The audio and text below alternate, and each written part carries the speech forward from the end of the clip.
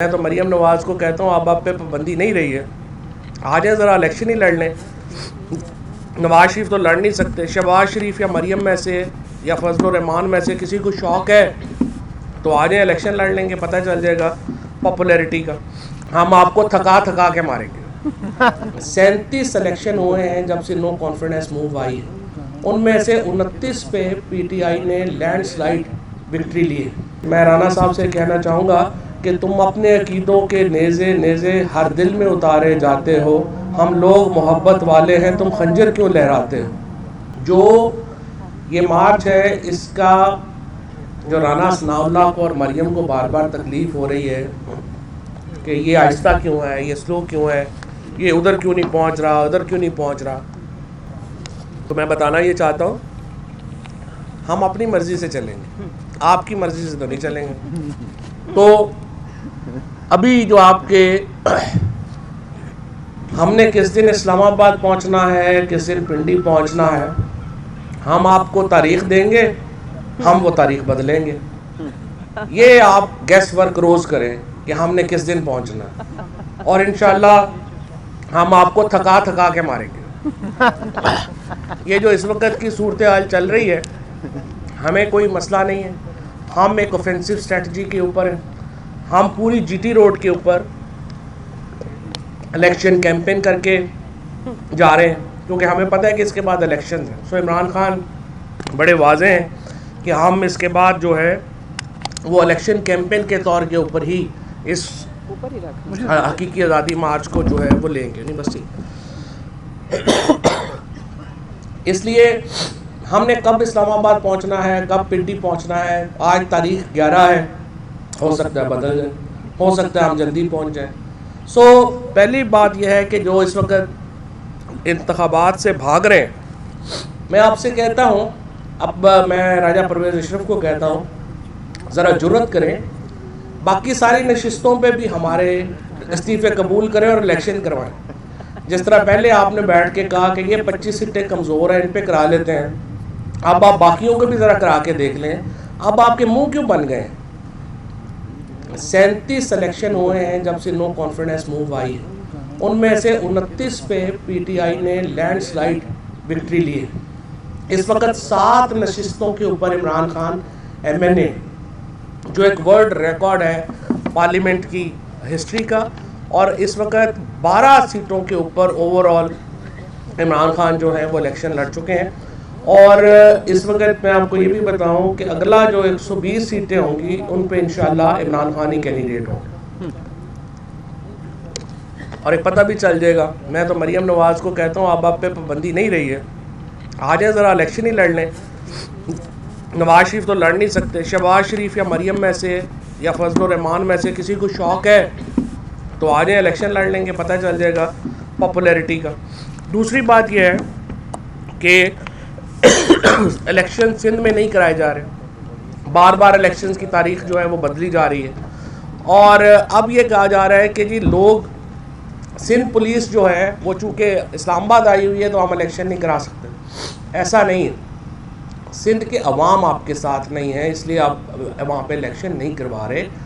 और जहाँ तक सिंध पुलिस का ताल्लुक़ है, कल मैंने देखा कि ये बात मीडिया पे आ रही थी कि उनको सहूलियात नहीं दी गई, वो जो पुलिस है वो दरबदर हो रही है। मैं इस्लामाबाद की अपनी तंजीम से दरख्वास्त करूँगा और मैंने असद उमर साहब से भी दरख्वास्त की है कि अपनी जो तंजीम है वो सिंध पुलिस जो आई हुई है वहाँ से लॉन्ग मार्च रोकने के लिए उन्हें तमाम तर सहूलियात दे और जो भी चीज़ उन्हें चाहिए, उन्हें पानी चाहिए, रहने की जगह चाहिए, वो इस्लामाबाद की हमारी तंजीम जो है वो देगी।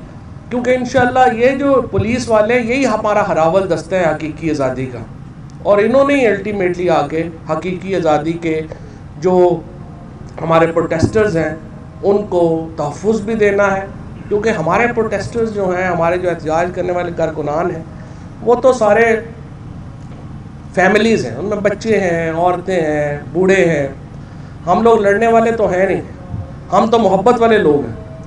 और हम तो इसीलिए मैं राना साहब से कहना चाहूँगा कि तुम अपने अकीदों के नेज़े नेज़े हर दिल में उतारे जाते हो, हम लोग मोहब्बत वाले हैं, तुम खंजर क्यों लहराते हो। हम तो एक पाकिस्तान में इनकलाब के लिए बढ़ रहे हैं और उस इनकलाब को लेके हम आगे चलेंगे और इंशाअल्लाह ताला ये इनकलाब पाकिस्तान की आज़ादी के ऊपर, हकीकी आज़ादी के ऊपर जो है वो मुंतनज होगा। दूसरी बात यह है कि ये जो इस वक्त एक तासुर चल रहा है जिसमें वो लड़ाना चाहते हैं इदारों को आवाम से, ये मैं समझता हूँ कि बड़ा अनफॉर्चुनेट है। इससे पहले 1970 में हमने देखा कि पाकिस्तान की सबसे बड़ी सियासी जमात को पाकिस्तान के फौज और इस्टेब्लिशमेंट के साथ खड़ा किया गया, जो कल खान साहब ने जिक्र भी किया।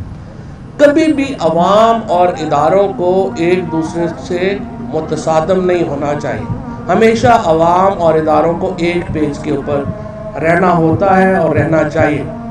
अब भी मैं ये समझता हूँ कि इस्टेब्लिशमेंट से जो गलत फैसला हुआ, अब वक्त है कि इस्टेब्लिशमेंट उस फैसले को अपनी तसीह करे और अवाम के साथ आके खड़ी हो। इस्टेब्लिशमेंट का काम ही नहीं है कि वो आज अगर सुप्रीम कोर्ट ने जो रूलिंग स्पीकर की थी उसमें एक सियासी फैसला ना किया होता, आज अगर सुप्रीम कोर्ट ने उस फैसले को कालअदम ना करार दिया होता, पाकिस्तान में आज इंतखाबात हो चुके होते और हम एक सियासी तौर के ऊपर मुस्तहक इस्तेहकाम की तरफ बढ़ चुके होते। इसीलिए कहते हैं कि कोर्ट्स को सियासी मसाइल में नहीं आना चाहिए, लेकिन अनफॉर्चुनेटली वो फैसला हुआ और उसकी कीमत हम आज तक अदा कर रहे हैं। लेकिन अब भी वक्त है इदारों को अपने फैसलों में तस्दीक करनी चाहिए और अवाम के साथ आके खड़े हों ताकि इदारों की इज्जत जो है वो बहाल रहे। इसी तरीके से मैं ये समझता हूँ कि अब जो नोटिस सुप्रीम कोर्ट को लेने चाहिए वो सुप्रीम कोर्ट को फ़ौरन लेने चाहिए। आज़म सवाती साहब का मुकदमा हो, शहबाज गिल का केस हो, अरशद शरीफ का केस हो, ये वो मामलात हैं जिनके लिए अवाम सुप्रीम कोर्ट की तरफ देख रही है, जिनके लिए अवाम समझती है कि सुप्रीम कोर्ट अपने फ़ैसले करेगी और ये वो फ़ैसले हैं जो कि फंडामेंटल राइट्स से मुतल्लिक। और मैं ये समझता हूँ कि अगर आपने फंडामेंटल राइट्स को प्रोटेक्ट नहीं करना, बुनियादी इंसानी हकूक़ को प्रोटेक्ट नहीं करना, तो फिर जाहिर है कि पाकिस्तान के आइन से जो बाब है हमारा इंसानी हकूक़ का, उसको निकाल दें। इसके अलावा तो कोई तरीका नहीं है। या मुल्क में आइन है या नहीं है, ये तो नहीं हो सकता कि आधा आइन आप मुअत्तल कर दें जो अवाम से मुतल्लिक है और दूसरा हिस्सा आप रख लें। लिहाजा सुप्रीम कोर्ट से तवक्को है कि वो इन मामलात का जायज़ा लेगी इंशाअल्लाह। आज हमारा जो लॉन्ग मार्च है, खान साहब अब से कुछ देर बाद पहुँचने वाले हैं, पिंडी बाईपास के ऊपर पहुँचेंगे और पिंडी बाईपास से ये शुरू होगा और गखड़ मंडी तक इंशाअल्लाह आज जाए। शुक्रिया।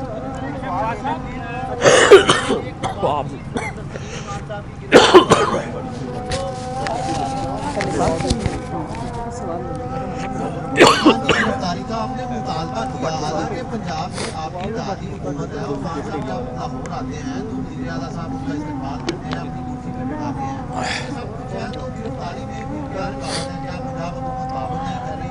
अच्छा, दूसरा ये है कि खुरम दस्तगीर साहब भी इस प्रेस कॉन्फ्रेंस कर रहे हैं, उन्होंने कहा है कि 2016 में आर्मी चीफ की तैनाती जब होनी थी तब भी इन्होंने इस्लामाबाद पर हमला किया था। उन्होंने वाज़ा किया है कि इलेक्शन अपनी मुकर्रर मुद्दत पर होंगे, अगर इन्हें ज़्यादा मसला है तो ये अपनी केपी और पंजाब की असमियत क्यों नहीं तहलील करें। पहली बात तो ये है कि मैं हुकूमत में नहीं हूँ, जो हुकूमत में है वो पंजाब की तहरीक इंसाफ है और काफ लीग है, तो मैं तो उनसे मुतालबा करूँगा ना पार्टी। दूसरी बात यह है कि खुरम दस्तगीर जो है वो प्रेस कॉन्फ्रेंस कर रहे हैं, उनके सारे शौक़ पूरे होंगे इंशाअल्लाह, इलेक्शन भी होंगे और पंजाब और केपी की असम्बलियाँ भी तहलील होंगी। ये एक फ्रेमवर्क के तहत तहलील होंगी और इसीलिए हम चाहते हैं कि ये मामला बातचीत से हो। अच्छा फवाद भाई, ये बताइएगा कि इस वक्त जो पोजीशन अच्छा फवाद साहब, आज ने जो पोजीशन है वो होल्ड कर ली है और पॉइंट ऑफ नो रिटर्न के ऊपर बात है, वो इलेक्शन करवाना नहीं चाहते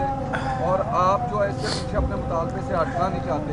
अगर थर्ड फोर्स इंटरवीन नहीं करती, उसकी इंटरवेंशन के बगैर जो है मामलात को किस तरफ जाते हुए देख रहे हैं कि उसके बगैर किसी सालसी के मामलात हल हो जाएंगे या तसादम के साथ ही मामले को हल किया? नहीं, हम तो कह रहे हैं एस्टैब्लिशमेंट अपना किरदार अदा करे। हम तो बात ही नहीं मान रहे कि एस्टैब्लिशमेंट जो है उसका कोई रोल नहीं है। हम तो कह रहे हैं एस्टैब्लिशमेंट का बड़ा अहम रोल है और वो अपना रोल अदा करें। हम तो कह रहे हैं इलेक्शन। अच्छा फवाद साहब, पंजाब में गवर्नमेंट भी आपकी है, पुलिस भी आपकी है, लेकिन इसके बावजूद लांगबा जैसे जैसे आगे बढ़ रहा है, बैनर इमरान खान के खिलाफ लगते जा रहे हैं, आज राह वाली और गखर में भी लगे हैं, तो क्या आप समझते हैं कि इस सूरत हाल में कोई कशीदगी का खतरा है?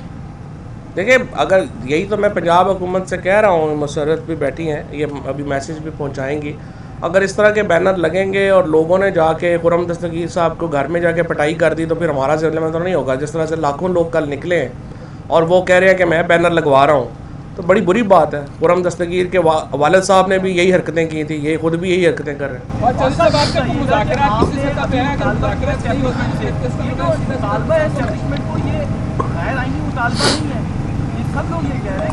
सही बात, ये बात आपकी सही है कि इस्टेब्लिशमेंट का मुझसे कहना कि ये किरदार अदा करे ये आइन से बाहर है, लेकिन यही तो मसला है पाकिस्तान में। इस्टेब्लिशमेंट ने किस आइन के तहत MQM और BAP को कहा कि ये आप अलाइज इधर से उधर हो जाएं? ये जो आज शहबाज शरीफ की हुकूमत खड़ी है, ये क्या सियासी तौर के ऊपर वोटें लेके खड़ी हुई है? किसने किया ये? तो जिन्होंने किया उन्हीं कह रहे हैं ना कि आपने फैसला गलत किया। ख्वाजा साहब, आप अगर मुज़ाकरात नहीं करते हुकूमत के साथ और हुकूमत आपके साथ नहीं करी, दोनों अतराफ से बयान आते कि हमारे कोई मुज़ाकरात नहीं हो रहे, फिर इसका मतलब सीधा सीधा तसादुम है जिसकी तरफ वो बढ़ रहे हैं। देखिए, बात यह है कि अभी तो कई मरहले आएंगे। तसादुम तो ज़ाहिर है हमारा तो नहीं है तसादुम, लेकिन इंशाअल्लाह ताला हमारा उम्मीद यही है कि मामला जो है वो बेहतरी की तरफ जाएंगे। और ये जो कुछ हॉक्स दरमियान में लगे हुए हैं, इनका मसला है, अदरवाइज़ हम तो मुज़ाकरात के लिए तैयार हैं।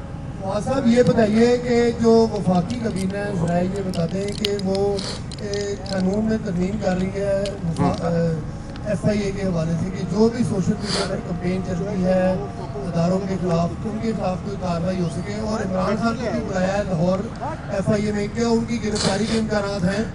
पहली बात तो यह कि FIA का नोटिस जो इमरान खान को है वो तो अनकॉन्स्टिट्यूशनल है। उसकी वजह यह है कि वज़ीर आज़म को और वज़रा को किसी ऐसे मामले के ऊपर नहीं बुलाया जा सकता जिसका ताल्लुक ऑफिशियल सीक्रेट एक्ट से हो, और यह साइफ़र का मामला ऑफिशियल सीक्रेट एक्ट में आता है, लिहाजा FIA उनको नहीं बुला सकती, ये इलीगल है। दूसरा, यहाँ तक दूसरा क्या था आपका?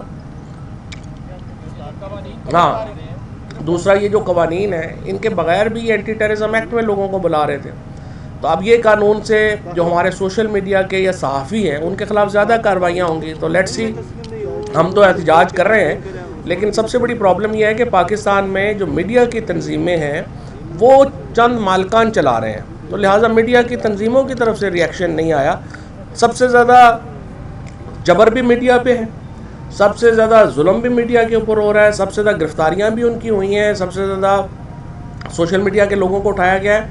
और वो सोशल मीडिया के लोग भी असल में सहाफ़ी थे, लेकिन मालकान के 2-3 मालकान की वजह से मीडिया की तंजीमें जो हैं उन्होंने एहतजाज नहीं किया।